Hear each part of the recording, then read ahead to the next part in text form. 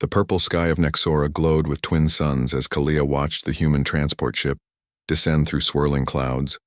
Her heart raced beneath her pale blue skin. The small vessel was not supposed to be here. No humans had ever set foot on the sacred grounds of the Nexaran High Temple. But these were desperate times. Kalia clutched her ceremonial staff tighter. Her species, the Nexarans, had always been peaceful. Their advanced civilization had flourished for thousands of years, without the need for weapons or warfare.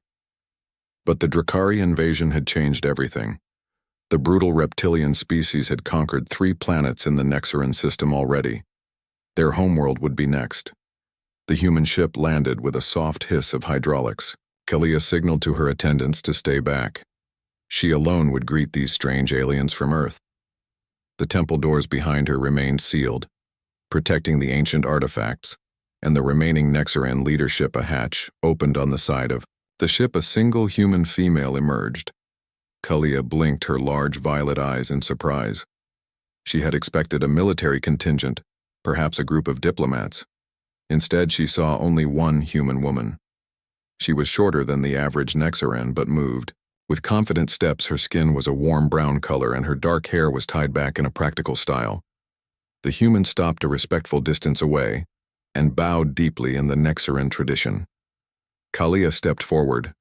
Princess Kalia of the House of Eternal Light welcomes you to Nexara. The human straightened. She wore a simple black uniform with a small silver emblem on the shoulder. My name is Maya Ortiz. I come on behalf of the Human Alliance. Kalia studied the human carefully. These creatures were known throughout the galaxy as unpredictable. They were physically weaker than many species, including the Nexarans, yet they had managed to carve out a significant territory in the stars. Their reputation was mixed. Some called them savages. Others praised their ingenuity and determination. Why are you here, human? The Nexaran Council did not approve any meeting with your kind. Maya nodded, her expression serious. I know your leaders refused our offer of alliance, but the Drakari fleet will reach your homeworld in 3 days. Your defenses will not hold without help. A chill ran through Kalia. The human knew too much. The approach of the Drakari armada was supposed to be secret information. Even most Nexarans were unaware of how close the enemy had come. You spy on us, Kalia said, her voice cold. No, Maya replied. We monitor Drakari movements. The Alliance has been fighting them for years. They destroyed one of our colony worlds last season. We have a common enemy. The wind picked up, sending ripples through the sacred flowers that surrounded the temple landing pad. The sweet scent filled the air, a stark contrast to the dread that had settled in Kalia's chest. My people are peaceful. We do not have weapons to fight. The Drakari Maya took a step closer, I know. The Nexarans are known for their cultural achievements and scientific knowledge, not for warfare. But there are other ways to fight. The Alliance has a plan, but we need access to your temple. Archives, Kalia stiffened. The temple. Archives contain thousands of years of Nexaran science and history. Sacred knowledge that no outsider had ever been permitted to see. That is impossible. Our archives are sacred. Only the high priestesses may access them. The human sighed, looking up at the massive temple structure behind Kalia. Then your people will die. The Drakari do not take prisoners. They strip planets of resources and leave nothing behind. The harsh words hung in the air. Kalia knew the human spoke the truth. Reports from the outer colonies confirmed the Drakari brutality. She had seen the recordings herself. Entire cities turned to ash. Survivors were rare. Why would humans help us? What do you gain? Maya met her gaze. Your scientists discovered something centuries ago, something hidden in your archives about interdimensional barriers. The Drakari want it. We need it to stop them, not just here, but everywhere. Kalia felt her inner membranes flutter in surprise. How could this human know about the Veil studies? The ancient research had been sealed away by her great-grandmother, after an experiment nearly tore a hole in reality. She was about to deny knowledge of the research when a deafening boom shook the ground. The sky darkened as a massive shadow fell over the temple grounds. Kalia looked up in horror. A Drakari scout ship much larger than the human vessel hovered above them. "They found us," Maya shouted. She pulled a small device from her belt and pressed a button. Her ship hummed to life, shields activating. With a blue glow, Kalia stumbled backward as the ground shook again. The Drakari ship fired another warning shot, this one hitting the temple gardens. The sacred flowers burst into flames. "We need to get inside." Now Maya yelled. She was holding some kind of weapon now, a sleek black object that hummed with energy. But Kalia's attendants had already fled, screaming in terror toward the temple. The massive doors were closing, an automatic security protocol. Kalia ran toward the entrance, but she knew she would not make it in time. The human was suddenly beside her, grabbing her arm and pulling her toward a different direction. "This way. There's a side entrance in the eastern wall. Your architectural plans show it." Kalia wanted to ask how the human had accessed sacred temple blueprints, but there was no time. The Drakari ship was landing now, a massive dark shape crushing the burning gardens. They ran along the temple wall, Maya leading confidently while keeping her weapon raised. The Drakari would deploy ground troops quickly. The reptilian warriors were known for their speed and strength. No Nexaran could fight them. Hand to hand, the side entrance was hidden behind a cascade of flowering vines. Maya pushed them aside, revealing an ancient stone door with Nexaran symbols carved into its surface. "Open it," Kalia said, her voice shaking. "We need the priestess code." Maya shook her head. "I have something better." She pulled a small black box from her pocket and pressed it against the door. The device beeped softly, then the door slid open. How Kalia began, but Maya was already pulling her inside universal key. The human explained as the door closed behind them. "The Alliance has been studying Nexaran tech for years. Just in case, the narrow passageway was dark, lit only by faint bioluminescent moss that grew between the stone blocks." Kalia took the lead, now navigating the familiar temple corridors. The archives were in the central chamber, protected by multiple security measures. "Why did the Drakari find us now?" Kalia whispered as they moved deeper into the temple. "They were not supposed to reach Nexora for days." Maya's expression darkened. "They must have detected my ship. I took a risk coming here alone in a stealth vessel, but they're getting better at tracking our technology." They reached a junction where 3 corridors met. Kalia hesitated. The central path led to the main chamber where the council would be gathered. The right passage led to the archives. The sound of an explosion echoed through the temple. The Drakari had breached the main entrance. "We need to hurry," Maya said. "The archives first, then we can try to evacuate your leaders." Kalia nodded and led the way down the right corridor. Her mind raced with questions. Why trust this human? What was so important in the archives that both humans and Drakari would risk so much to obtain it? The archive chamber door was intact. Its smooth surface gleamed with embedded crystals that served as both decoration and security system. Kalia placed her hand on the central crystal and whispered the ancient Nexaran prayer of knowledge. The door recognized her royal DNA and slid open.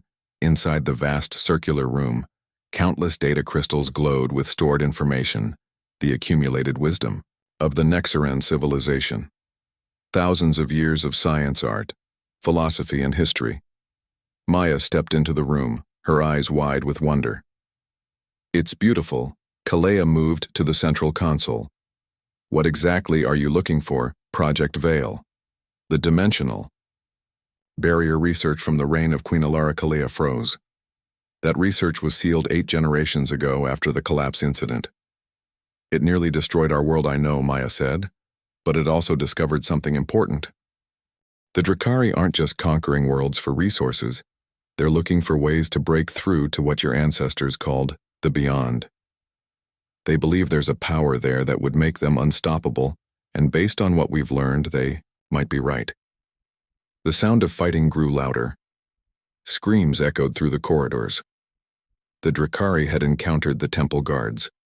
Nexarans had no weapons, but the guards were skilled in defensive arts, designed to subdue, not kill. They would not last long against armed warriors. Kalia's fingers moved across the console, accessing restricted archives. Her royal clearance overrode the ancient seals. The console hummed as it retrieved the forbidden knowledge. While it worked, Maya took up position, by the door, her weapon ready. "What will you do with this information if I give it to you?" Maya looked back at Kalia, her expression solemn. "The Alliance has a theory. We think we can use your ancestors' research to create a barrier that will trap the Drakari fleet in a pocket dimension. Not destroy them, but remove them from our reality. And I should trust you with this power." Maya lowered her weapon slightly. "My people could have invaded Nexora years ago. We could have taken what we wanted. But we didn't. We asked for alliance, we offered protection. You refused, yet I'm still here trying to save your people. That has to count for something." The console chimed. The data was ready. Kalea hesitated. Her people had always kept to themselves, believing their advanced culture should remain pure, untainted by outside influences. But that isolation had left them vulnerable. Heavy footsteps approached the archive doors. The Drakari had found them. Maya raised her weapon again. "We're out of time, Princess. Make your choice." Kalia stared at the glowing data crystal that had emerged from the console. Everything her people had built, everything they had created would be lost if the Drakari succeeded. She thought of the burning gardens outside the screams of her people. The peaceful Nexaran way had not prepared them for this threat. She grabbed the crystal and pressed it into Maya's hand. "Save my people." Maya nodded solemnly. "I will." The archive doors shuddered as something heavy slammed against them. The security system would not hold for long. "There's another way out?" Maya asked urgently. Kalia moved to the far wall and pressed a hidden panel. A narrow passage opened maintenance tunnels that ran beneath the temple. "We can reach the emergency transport bay from here. If any ships remain, we might escape." They slipped into the passage as the archive doors began to buckle. The tunnels were tight, forcing them to move in single file.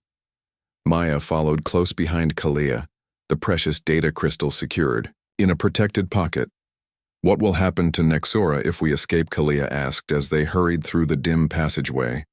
"If we can get this data to Alliance headquarters, we might develop the barrier technology in time to save your homeworld. But I won't lie to you, Princess. The Drakari will do significant damage before we can stop them." Kalia felt a deep sadness wash over her. Generations of peace had left her people unprepared for the brutality of the universe. She had been raised to believe that cultural achievement was the highest purpose of civilization. Now she understood that without the ability to protect those achievements, everything was vulnerable. The tunnel ended at a small door. Kalia pressed her palm to the lock. The transport bay lay beyond. A few small vessels remained, evacuation craft designed to carry Nexaran leaders to safety in case of natural disasters. They had never been intended for space combat. Maya surveyed the bay quickly. "Those ships won't outrun Drakari. Hunters. We need to reach my vessel. It's still outside if they haven't destroyed it. But your ship was detected. How will we escape?" Maya smiled for the first time. "The stealth system failed on approach, but I have a secondary system. It just needs time to recharge. That's why I landed instead of staying in orbit. A calculated risk, a calculated risk." Kalia repeated the phrase foreign to her. Nexaran thinking had always valued certainty and careful planning. More explosions rocked the temple structure. Dust fell from the ceiling. The Drakari were destroying the ancient buildings, searching for them room by room. They moved toward a side exit that would take them back to the gardens where Maya's ship waited. The human checked her weapon, then peered cautiously through the door. 3 Drakari warriors patrolled the garden. Their scaled bodies gleamed in the sunlight. Heavy armor covered their vital areas, and each carried energy weapons more advanced than Maya's. "We won't make it past them." "Kalia," whispered. Maya studied the patrol pattern. "Wait here." She slipped through the door before Kalia could protest. The human moved with surprising stealth, keeping to the shadows of the damaged garden walls. When one Drakari warrior moved away from the others, Maya struck. The weapon in her hand made almost no sound, but the Drakari collapsed instantly. She dragged the body into the shadows. Kalea watched in amazement as the human repeated this tactic with the second warrior. The third Drakari sensed something was wrong. It turned, scanning the garden, its forked tongue flicking out to taste the air. Maya was exposed in the open with no cover. The Drakari raised its weapon. Without thinking, Kalea stepped through the door. She raised her ceremonial staff and began the ancient Song of Seasons. The haunting melody carried across the garden. The Drakari turned toward her, distracted by the unfamiliar sounds. It was all the time Maya needed. The human fired her weapon and the last warrior fell. "Need to run," now Maya called. "The ship is ready." They sprinted across the burning gardens, Kalea's robes billowing behind her. The human ship hummed with power, its hatch already open. As they reached the vessel, a roar split the air. A massive Drakari commander emerged from the temple entrance. Its scales were darker than the warriors, its size nearly twice that of an average Nexaran. It saw them and charged reptilian eyes fixed on the fleeing princess. "Get in, Maya," pushed Kalea toward the hatch. The princess stumbled inside, falling onto the metal floor of the ship. Maya turned to face the charging Drakari. She fired her weapon repeatedly, but the commander's armor deflected the shots. The Drakari reached the ship just as Maya jumped inside. Its clawed hand grabbed her leg, pulling her back toward the hatch. Kalea screamed, watching. As the human struggled against the powerful grip, Maya reached into her boot and pulled out a small blade. With a swift motion, she plunged it into the Drakari's. How the creature roared in pain. Releasing her, Maya slammed her hand against the interior panel and the hatch closed, cutting off the Drakari's second attempt to grab her. The ship hummed louder, lifting off. The view screen showed more Drakari warriors, emerging from the temple, firing at the rising vessel. "Will the shields hold?" Kalea asked, clutching a support beam as the ship accelerated. Maya limped to the pilot's seat. Just long enough, she worked the controls with practiced efficiency. The ship shot upward, breaking through the atmosphere in seconds on. The view screen, Kalea watched her world grow smaller. The beautiful blue and purple sphere that had been her home. The Drakari ships were visible in orbit, dark shapes against the stars. Tears filled her eyes. "Everything I know, everyone I love," Maya engaged, the faster-than-light drive. The ship hummed as the stars stretched into lines. "Your people are resourceful, princess. Some will survive. We will return with help." Kalea touched the view screen as her world disappeared from sight. "I never thought I would leave Nexora. I was supposed to lead. My people protect them." "You are protecting them," Maya said softly. "By saving this knowledge, by helping us stop the Drakari. You're doing more for your people than you could have done by staying behind." The ship entered hyperspace. The cabin fell quiet, save for the gentle hum of the engines. "Where are we going?" Kalea asked finally. "Earth," Maya replied. "Alliance headquarters. Our scientists will need your help to understand the data. Your ancestors discovered something incredible. Something that could change everything. We just need to use it correctly." Kalea looked at the human who had risked everything to save her and the precious knowledge she carried. Perhaps her grandmother had been wrong. Perhaps isolation was not the path to preservation. The universe was larger and more dangerous than the Nexarans had allowed themselves to believe. Maya tended to her injured leg, wrapping a medical patch around the claw marks the Drakari commander had left at will. "Heal," she said, noticing Kalea watching her. "Human bodies are resilient." The ship's computer beeped. Maya checked the display and frowned. "We have company, 2 Drakari pursuit vessels. They must have been waiting in the outer system." Kalea moved to the co-pilot seat. "Can we outrun them?" "Not in normal space." Maya's hands flew over the controls. "We need to stay in hyperspace longer than planned. The navigation computer warns against it, but we have no choice." "What does that mean?" "It means we'll be traveling through unexplored space," Maya explained. "No mapped routes, no Alliance outposts, higher risk, but the Drakari won't follow us there. They're cautious about unknown territory." The ship shuddered as Maya adjusted their course. The hyperspace tunnel outside. The view screen changed color, shifting from blue to a deep purple. "How long will it take to reach Earth now?" Kalea asked. Maya shook her head. "Several days, maybe longer." We'll need to stop somewhere to refuel and check for damage. That Drakari commander did a number on our landing gear. Kalia studied the navigation display, trying to understand the strange symbols and calculations. She had never left Nexora before. The idea of traveling through unknown space filled her with both terror and wonder. Maya noticed her interest. The purple dots are star systems, the red lines are known Drakari patrol routes. We're heading away from both, following this green path. She pointed to a faint line that stretched into an empty section of the display. You knew, we might need to escape this way, Kalia said. You planned for it, Maya nodded. I always have multiple exit strategies. It's how I've survived this long. The Alliance sends me on these missions because I come back when others don't. How many missions have you completed for your Alliance? Maya's expression grew distant. Too many to count. This war with the Drakari has been going on for 7 Earth years. We've lost colonies, entire fleets. Sometimes I think we're just postponing the inevitable. Yet you still fight. The human's eyes met hers. What else can we do? Surrender isn't an option with the Drakari. They don't take prisoners. They don't negotiate. They consume. Kalia had never heard anyone speak with such resignation, yet determination. It was a contradiction that seemed uniquely human. The Nexorans would have either surrendered completely or fought with absolute confidence. There was no middle ground in their thinking. The ship lurched suddenly, throwing both of them forward in their seats. Warning lights flashed across the control panel. What's happening? Kalia asked, gripping the edges of her seat. Maya's hands moved quickly across the controls. We've hit a hyperspace anomaly. The navigation computer didn't detect it. We need to drop back to normal space now. The view outside shifted chaotically, colors swirling and melding. The ship shuddered again, more violently this time. A high-pitched whine filled the cabin as the engines struggled. Brace yourself, Maya called out. Emergency exit. From hyperspace in 3, 2, 1. The stars reappeared with a flash of light.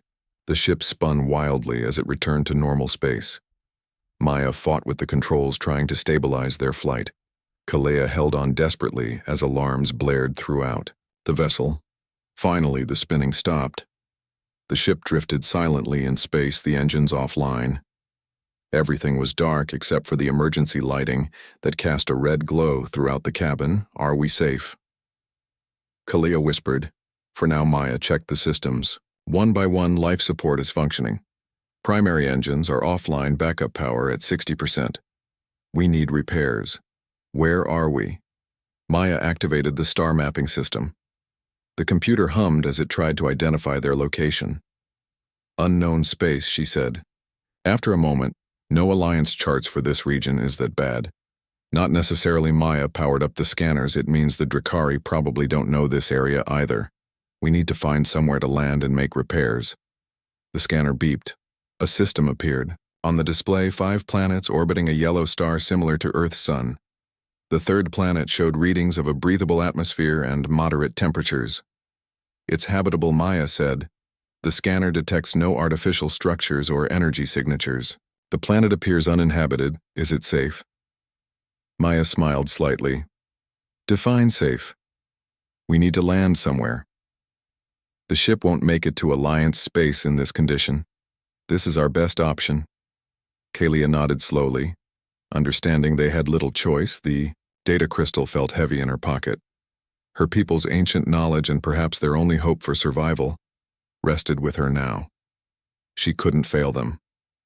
Maya activated the emergency thrusters, guiding the damaged ship toward the planet. The vessel shuddered and groaned, but responded to the controls as they approached the planet's atmosphere. Kalia gasped at the view. A world of vibrant greens and blues spread before them. Vast forests covered most of the land masses with shimmering oceans. Between them, wispy white clouds drifted in the atmosphere. It was beautiful in a wild, untamed way. I'll try to find a clearing for landing, Maya said. The ship won't handle a rough touchdown. Well. They descended through the clouds. The forests below seemed endless. Trees taller than any on Nexora stretched toward the sky. Their massive canopies created a sea of green. There Maya pointed to a break in the forest, a small clearing near the edge of a lake. She guided the ship toward it, fighting with the sluggish controls. The landing gear deployed with a grinding sound, damaged but functional brace for impact. She called as the ship dropped the last few meters. They hit the ground hard, bouncing once before settling. The engines died completely, leaving them in silence. We made it. Maya breathed a sigh of relief. She ran a quick diagnostic on the ship's systems. The damage was extensive but repairable with time and resources. What now? Kalia asked, looking out at the alien world beyond the viewports. Now we salvage what? We can from the ship set up a temporary camp and start repairs. Maya moved to a storage compartment and began pulling out equipment. She handed Kalia a small device.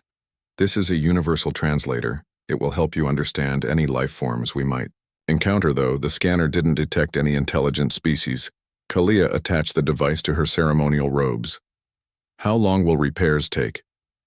Maya's expression grew serious. A week, maybe 2 if we're lucky. The hyperdrive took the most damage. We need to rebuild several components from scratch. 2 weeks. Kalia felt panic rise in her chest. By then the Drakari will have completely overrun. Nexora. Maya placed a hand on her shoulder. I know. But the data you carried is more important than any single planet. It could save countless worlds, including what remains of your people. Kalia nodded, trying to accept this harsh reality. Her duty now was to ensure the survival of Nexaran knowledge. Even if the homeworld itself was lost, they gathered essential supplies and opened the hatch.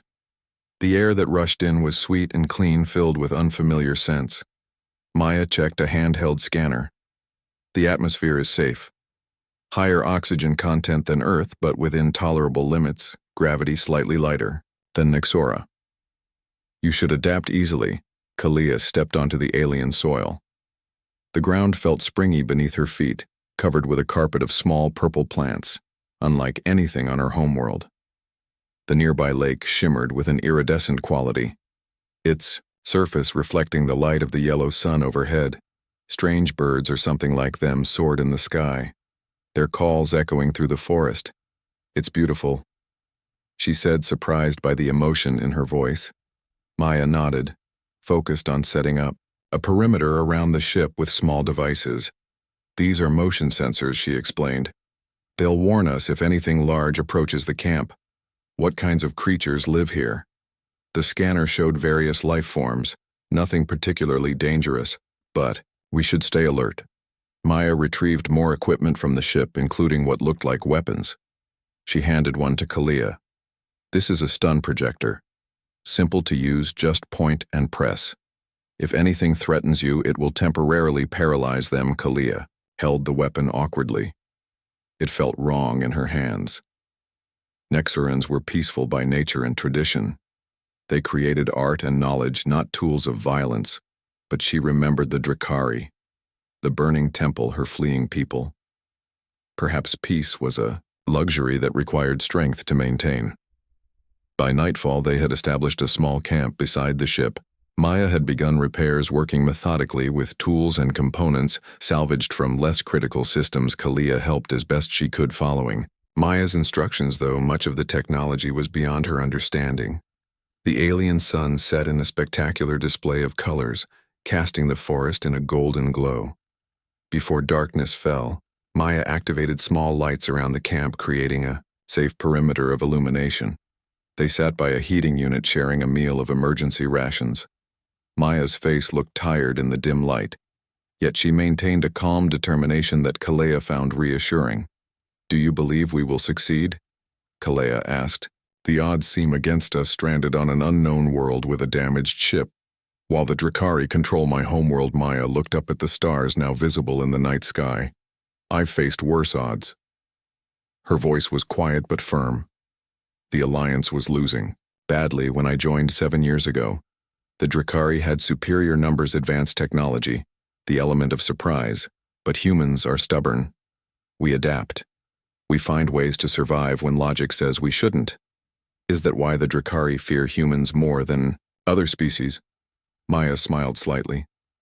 They fear us because we're unpredictable.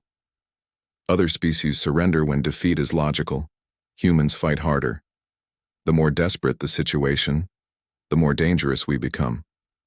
The Drakari don't understand that. They can't calculate it. Kalia considered this. The Nexarans were logical beings. Their decisions were based on careful analysis and consensus. This human way of thinking, defying the odds, fighting against impossible situations, was alien to her, yet fascinating. You should rest, Maya said. We have much work to do tomorrow. Kalia retired to the small sleeping area Maya had prepared in the ship, but sleep eluded her. Her mind filled with images of Nyxora burning, of her people scattered and hunted by the merciless. Drakari, she wondered if she had made the right choice fleeing with the data rather than staying to lead her people even in defeat. The night passed slowly. Dawn brought a chorus of alien wildlife. The strange birds sang as the sun rose. Kalia emerged from the ship to find Maya already working on repairs. The human's dedication was impressive. She hadn't even taken time to eat breakfast. Kalia brought her some ration bars. Maya accepted them with thanks, never stopping her work. The hyperdrive coils are more damaged than I thought, she said. We might need to find alternative materials. What kind of materials? Maya gestured to the forest. Some of these plants have unusual properties. The scanner detected high metal content in their cellular structure. We might be able to process them into conductive fibers. Kalia nodded. I'll gather samples. She was eager to be useful, to contribute something to their survival. She spent the morning collecting plant specimens, following Maya's instructions. The forest was alive with small creatures that scattered at her approach. Colorful insects hovered around flowering plants. Some of the flora responded to her touch, curling or changing color. It was a biologist's dream, a pristine ecosystem untouched by civilization. Midday approached. Kalia returned to the camp with her samples. Maya examined them carefully, testing their properties with various devices. This one has potential, she said, holding up a silver-leafed plant. The fibers conduct energy similar to copper. We can use it to replace some of the damaged circuitry. They worked together throughout the day, Kalia processing the plants while Maya integrated the new materials into the ship's systems. The human's ingenuity impressed her. Maya could look at a completely alien plant and see components for a starship. Such adaptability was rare among the methodical Nexarans, who relied on established technologies and procedures. By evening they had made progress. The communications array was functioning. Again, though too weak to reach Alliance space. The engines remained offline, but the power systems were stabilizing. Maya seemed pleased with their work.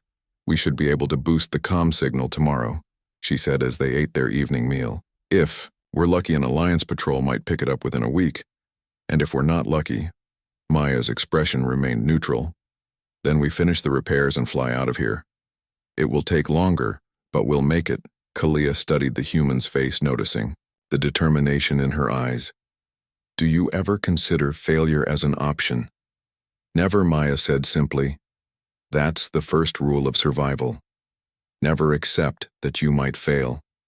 Act as if success is the only possible outcome. And often it will be. Another human, philosophy so different from Nexaran. Thinking Kalia's people believed in accepting the inevitable and finding peace through understanding the natural order of things. Yet here was this human refusing to acknowledge even the possibility of defeat. Was it wisdom or delusion? She couldn't decide. A sudden beeping from one of the perimeter sensors interrupted their conversation. Maya was on her feet instantly, weapon in hand. Something's approaching from the west, she said, her voice low. Stay behind. Kalia stood, gripping her stun projector awkwardly. The beeping continued, growing more urgent. Whatever was coming was large and moving quickly. The forest edge rustled as something pushed through the underbrush.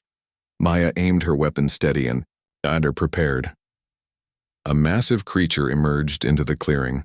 It stood on 6 legs with a body covered in iridescent scales that shifted colors in the camp lights. Its head featured multiple eyes and a set of sensing appendages that twitched in their direction. Don't move, Maya whispered. It might be territorial. The creature sniffed the air, its sensing appendages waving in their direction. It took another step forward, then froze as if uncertain. Maya remained perfectly still, her weapon aimed at the creature's central mass. Kalia watched in fascination. The being showed signs of intelligence. Its eyes moved between them and the ship, assessing, calculating. It reminded her of the scientists in the Nexaran academies studying a new discovery. The creature made a low, rumbling sound, then surprisingly lowered its body to the ground in what appeared to be a non-threatening posture. Its color shifted from a defensive red to a calm blue. "I think it's trying to communicate," Maya said, her voice quiet but no longer tense. She slowly lowered her weapon, but kept it ready. Kalia felt drawn to the creature. She stepped forward, ignoring Maya's warning hiss. The universal translator at her throat hummed, attempting to process the creature's sounds. The being watched her with multiple eyes that blinked in sequence. It made another series of rumbling noises. The translator struggled, then produced broken words. "Visitor's star vessel damaged. Help." Maya stared in shock. "It's sentient, and it understands what we are." Kalia moved closer, following an instinct she couldn't explain. She raised her empty hands in a universal gesture of peace. "We come in peace. Our ship is damaged. We need help." The translator converted her words into sounds the creature might understand. The being's color shifted again, brightening to a vibrant purple. It rose and made a gesture with its front appendages that seemed to indicate they should follow it. "It wants us to go with it," Maya said, hesitant. "We don't know if it's safe." Kalea looked at the creature, then back at Maya. "We need help. The repairs would take weeks on our own. This being might have resources, knowledge of this world." Maya considered this, weighing the risks against their desperate situation. Finally, she nodded, but kept her weapon ready. They gathered essential supplies, including the precious data crystal, before following the creature into the forest. The being moved with surprising grace despite its size, creating a path that was easy for them to follow. The forest grew denser as they traveled, strange bioluminescent. Plants provided light in the growing darkness. The air filled with sounds of nocturnal creatures. After nearly an hour of walking, they emerged into a vast clearing. Kalea gasped at the sight before them, a city unlike any she had seen on Nexora or in records of human worlds. Buildings grew from the living trees, their structures seeming to merge with the natural environment. Soft light emanated from within, giving the entire city an ethereal glow. More of the creatures appeared moving about the city in what appeared to be a complex society. They varied in size and coloration. Some wore what looked like tool belts or carried devices of unknown purpose. Our guide led them toward a central structure larger than the others. As they approached, Kalia noticed that many of the beings had stopped to watch them, their colors shifting in what she guessed were expressions of curiosity and surprise.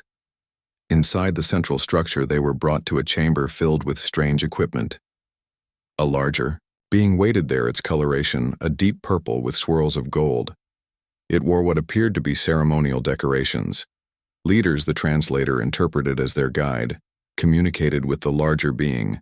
Visitors from Star's ship. Broken seek help. The leader studied them, its multiple eyes blinking in that curious sequential pattern. "My people Vexari. This world Lumina. Welcome visitors." Maya stepped forward, speaking slowly to help the translator. "I am Maya from Earth. This is Kalea from Nexora. Our ship was damaged during escape from enemies. We ask for shelter and help with repairs." The Vexari leader's color rippled in what might have been understanding enemies. The Drakari Maya and Kalea exchanged shocked glances. "You know the Drakari?" Kalea asked. The leader's color darkened. "Ancient enemies came here once, many cycles ago. Tried to destroy. We hidden since, made our world invisible to their eyes." "How is that possible?" Maya asked. The leader moved to what appeared to be a control panel, activated a display. The image showed a massive device buried deep beneath the forest floor. Energy shield around planet bends. Light hides energy. Protects Lumina stealth technology. Maya whispered, "but on a planetary scale. That's why this system wasn't in any charts. That's why the Drakari avoid this region of space. They can't detect it." The Vexari leader's appendages moved in what might have been agreement. "Your ship we can repair. Your enemies, we understand your mission. We will aid." Kalea felt hope rising within her for the first time since fleeing Nexora. "You would help us." Y leader's color shifted to a gentle blue pattern. "Drakari threaten all life, all worlds. All must stand together, or all will fall apart." You carry knowledge, she pointed to the data crystal visible in Kalea's pocket. Old knowledge. Important knowledge. We have pieces. You have pieces. Together, maybe whole Maya looked at Kalea in amazement. They know about Project Veil. The Vexari leader made a sound that the translator interpreted as affirmation. Our ancestors worked with Nexarans long ago. Before the breaking, before isolation. Great project to protect reality, the Veil. Nexarans feared continued, chose to hide knowledge. Vexari chose to hide world. Both incomplete solutions. Kalea struggled to process this revelation. Her people's histories mentioned nothing of the Vexari. Yet here was evidence that their civilizations had once cooperated on the very research she had rescued from the temple. Together, we might complete what our ancestors began, she said, the barrier technology that could stop the Drakari. The leader's color brightened. Rest now. Tomorrow we work. Tomorrow we plan. Tomorrow we begin to fight back. They were shown to comfortable quarters within. The living city Maya inspected every aspect of their rooms with the caution of a trained operative, but even she seemed impressed by the Vexari technology. This changes everything, she said as they settled in. Their stealth technology alone could help the Alliance turn the tide. If they've been working on the Veil project all this time, they might have solved problems our scientists haven't even identified yet. Kalea nodded, her mind still processing the implications. Do you think it was coincidence that brought us here? Our ship damaged in that exact region of space. Maya shook her head. I don't believe in coincidences that big. Something guided us here. Whether it was fate, luck, or some aspect of the Veil research itself affecting space in ways we don't understand, I don't know. But I'm grateful. For the first time since leaving Nexora, Kalea felt a genuine sense of hope. Her people might be scattered, her homeworld occupied, but the knowledge she had saved might still serve its purpose. The Vexari, with their advanced technology and understanding of the Drakari, could be powerful allies. The next morning they were brought to a vast underground facility. The Vexari leader and what appeared to be scientists were waiting. The data crystal was placed in a device that projected its contents in three-dimensional displays. Vexari scientists studied the Nexaran research with excitement, their colors shifting rapidly as they communicated among themselves. Maya watched with intense focus, asking questions that the translator struggled to convert.